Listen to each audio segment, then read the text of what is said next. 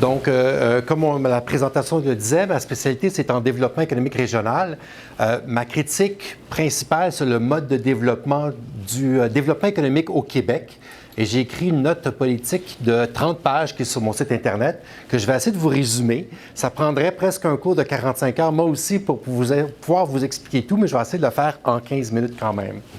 Donc, en fait, j'utilise une matrice pour analyser le projet. Ça fait des années que j'utilise. C'est une matrice qui vient de la Commission européenne, qu'ils utilisent en Europe parce qu'ils ont des grandes politiques de développement économique régional là-bas. Donc, ce que je vais dire, c'est rien d'extraordinaire. Il n'y a rien de révolutionnaire. C'est vraiment des classiques du développement économique régional qui sont reconnus par la plupart des auteurs. Je vais juste réinterpréter ça par rapport à la filière batterie pour critiquer ce mode de développement-là parce que je pense que pour un coût de 8 milliards de dollars ou 9 milliards de dollars d'investissement, il y aurait eu d'autres projets avec beaucoup plus de retombées économiques et moins de dommages économiques. Donc, la première chose, c'est de viser la croissance en valeur plutôt qu'en volume. En fait, on fait face à de multiples pénuries. Donc, la première pénurie, c'est évidemment les pénuries de main-d'œuvre. Donc, on en a pour encore 10 à 15 ans et les pénuries sont très graves. Elles retardent le développement économique du Québec. Elles ne permettent pas aux entreprises de se développer à leur pleine capacité. C'est urgent de répondre à cette problématique-là. Or, le fait de faire venir des usines étrangères qui emploient peut-être 2 000, 3 000, 4 000 personnes, ça fait juste rempirer la situation pour les PME québécoises qui sont déjà ici. On n'est plus dans le contexte d'un taux de chômage à 10 où on était désespéré pour avoir de ces grandes entreprises-là. Il y a encore des territoires dans le monde avec des taux de chômage importants. Eux sont désespérés pour avoir des grandes entreprises étrangères. Eux, je les comprends qu'ils veuillent dépenser des milliards de dollars pour les attirer. On n'est plus dans cette situation-là. On est dans un autre paradigme. On a d'autres pénuries. Pénurie d'énergie. Il commence à nous manquer d'énergie. Il va falloir prévoir qu'est-ce qu'on a besoin comme énergie pour les 10-15 prochaines années pour faire notre propre transition énergétique, mais aussi pour assurer le développement de nos entreprises qui sont ici, qui vont avoir des besoins énergétiques dans les prochaines années. Ce n'est pas le temps de donner ça dans des grandes multinationales qui sont très consommatrices d'électricité à un prix qui est réduit en plus de ça.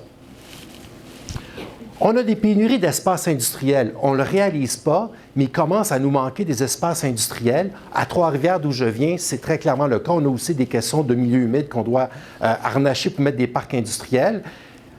On en a, et il faut faire de la place pour, encore une fois, les entreprises d'ici qui vont être appelées à se développer, à grandir et à garder de l'espace industriel.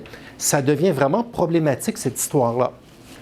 Pénurie de logement aussi, et on le voit très bien dans notre coin à Bécancour, en face de Trois-Rivières, les 2 usines de batterie qui vont s'installer créent énormément de problèmes. Il n'y a pas de logement disponible actuellement à Trois-Rivières.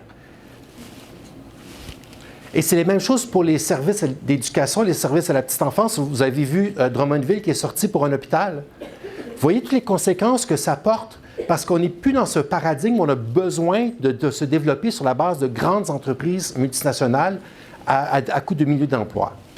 Et il y a toutes sortes de contraintes environnementales, on en a parlé, et donc il faut avoir un développement économique qui tienne compte de toutes ces contraintes-là. Et moi, comme spécialiste du développement économique, je n'ai pas peur de ces contraintes-là. Je suis capable de faire du développement économique malgré ces contraintes-là. Oui, c'est déshabiller Sophie pour habiller Jacques. Dans le fond, on pense créer de l'emploi, mais tout ce qu'on va faire, c'est prendre l'emploi des PME qui sont déjà existantes. Okay? Donc, ça, ce n'est pas du développement économique. C'est même, on donne des subventions à des entreprises qui vont voler de l'emploi à nos PME québécoises. Ça ne fait pas de sens aujourd'hui. Donc, une entreprise va vouloir faire de la valeur en se faisant de la marge, donc un bénéfice. Mais cette marge-là, on peut l'agrandir sans nécessairement faire de plus de ventes. Alors, qu'est-ce qu'on peut faire?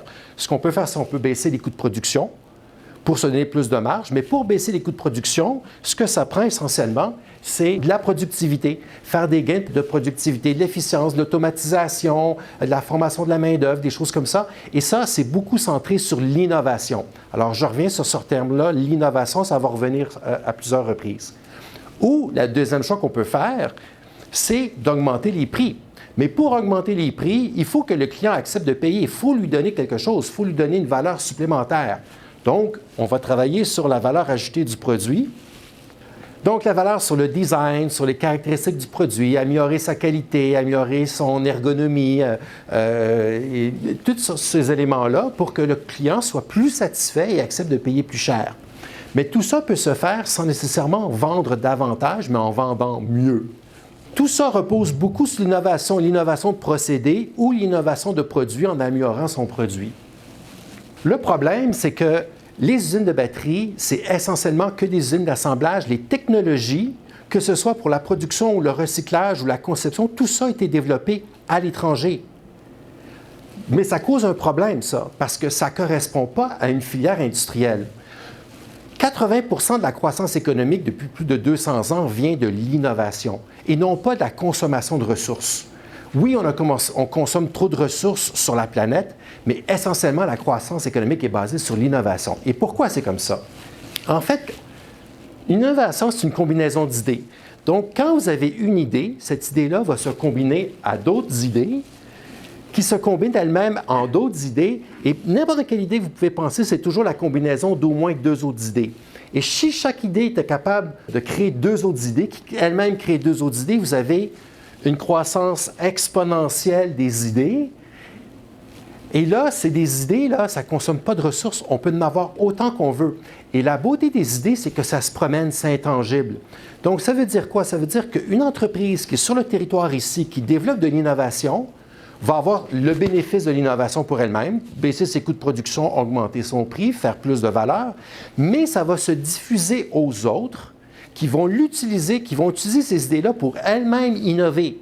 Évidemment qu'il y a des brevets, mais 99% de l'innovation, ce n'est pas brevetable. Ça se promène, ça se diffuse. Une vraie filière, il y a des entreprises qui innovent sur le territoire et ces idées-là se diffusent pour accélérer l'innovation.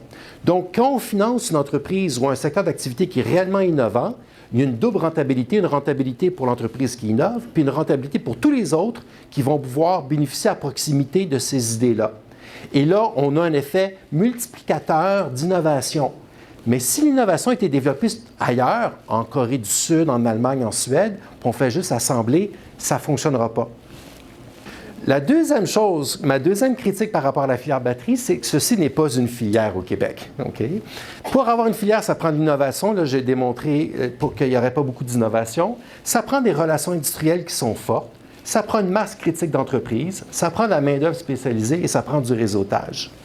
Donc, en fait, des relations industrielles, ça prend toute une collection de donneurs d'ordre, de sous-traitants, de fournisseurs qui sont toutes interreliés par des relations commerciales. Là, pour moi, on n'a aucune garantie que les trois usines vont faire de la sous-traitance québécoise. On ne le sait pas, là. Mais normalement, quand il y a une grande entreprise qui vient comme ça, il faut garantir qu'il y a déjà des sous-traitants et des fournisseurs sur le territoire qui vont pouvoir se plugger dans la filière. Ce n'est pas juste des relations transactionnelles, c'est ça qui est important dans une filière. C'est beaucoup de logique de coopération, d'entraide, de soutien mutuel, de cofinancement, de co-développement, de co-innovation. Et c'est ça qui fait l'attractivité de la filière. Ce n'est pas juste que des relations transactionnelles, c'est qu'il y a de l'entraide. Et il y a beaucoup de filières qui fonctionnent comme ça. Et là, pour le moment, on n'a aucune garantie que ces trois entreprises-là vont s'intégrer dans ces logiques-là. Donc oui, on voit que plus il y a de donneurs d'ordre, plus il y a des sous-traitants qui veulent se mettre à côté, plus il y a de sous-traitants, plus il y a des donneurs d'ordre qui viennent, et là, le pôle grandit par lui-même. Mais il y a toujours un pôle central, c'est-à-dire là, j'ai mon entreprise qui est en rouge, qui est une entreprise locale qui commence à construire autour d'elle un réseau de sous-traitance. Exemple, Bombardier, qui crée des réseaux de sous-traitance dans tous les domaines d'activité dans lesquels elle est.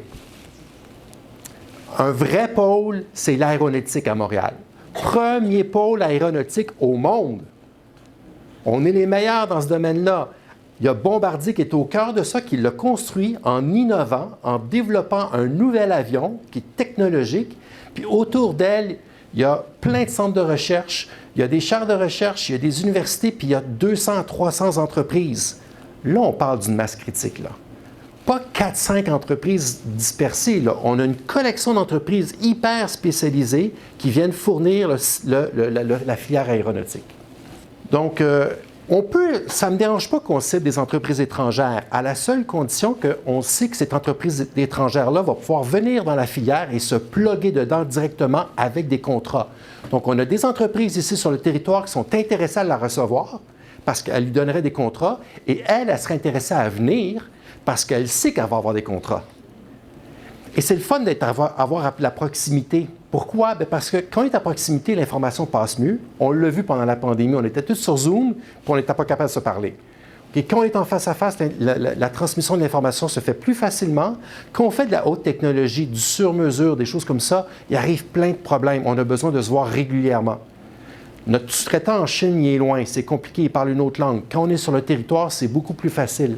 Donc, il y a une vraie filière, là, il n'y a pas besoin de donner des milliards pour attirer une entreprise. L'entreprise, elle veut venir parce qu'elle voit qu'elle a un bassin de clients, puis il y a une capacité de coopérer facilement avec les autres. Donc, comme je l'ai dit, il n'y a pas juste des relations transactionnelles, mais aussi des coopérations qui sont fortes. Ça fait un réseau dense qui est très fort en dehors de tout ce qui est transactionnel. Ensuite, je parlais de masse critique.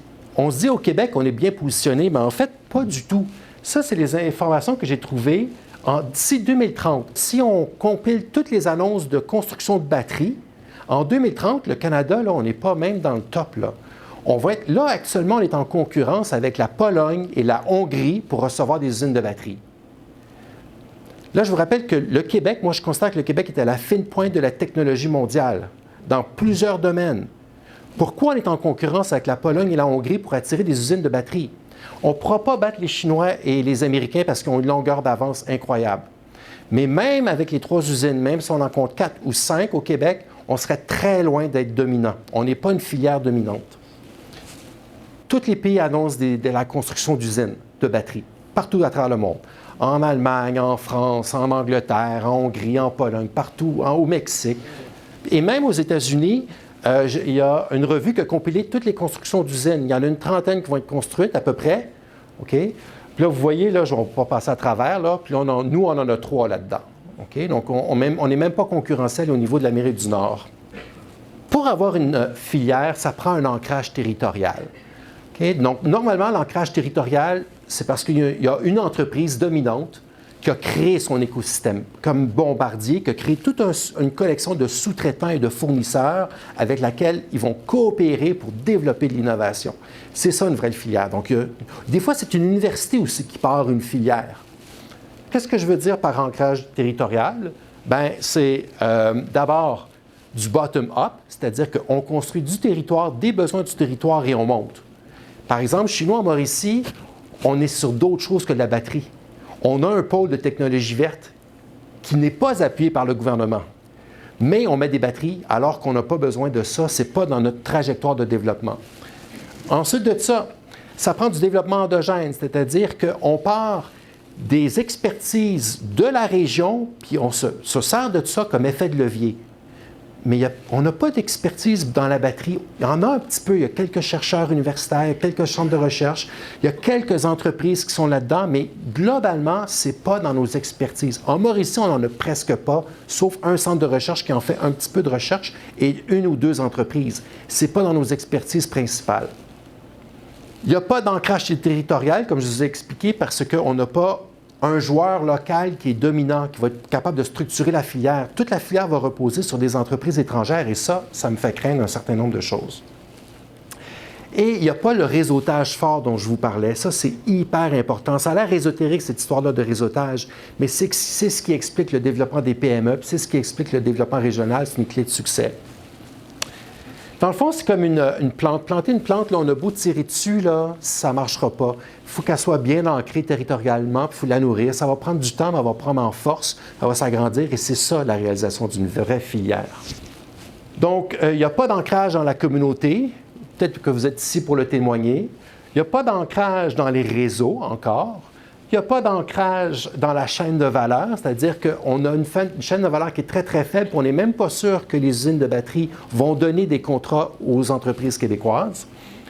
Il n'y a pas d'ancrage dans le système d'innovation parce qu'elles ne vont pas innover sur le territoire. Il n'y a pas d'ancrage dans les expertises québécoises qui ne sont pas nécessairement dans le milieu de la batterie. Oui, on en a, on peut les valoriser, mais pas suffisamment pour valoir 9,3 milliards. Je vais conclure en vous disant, parce qu'on va y arriver, qu'on a un secteur des technologies vertes qui est excessivement fort au Québec, qui représente 400 entreprises. Chacune innove et chacune sont dans des secteurs technologiques très différents. Donc, on a une diversification de secteurs d'activité dans toutes sortes de domaines et ont besoin du soutien du gouvernement pour se développer encore davantage. Et là, on a de l'innovation sur le territoire.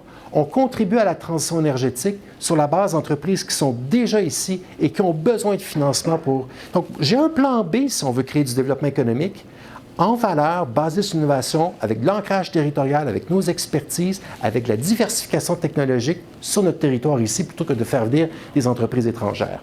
Donc, essentiellement, c'est ça ma conclusion. Voilà. S'il vous plaît,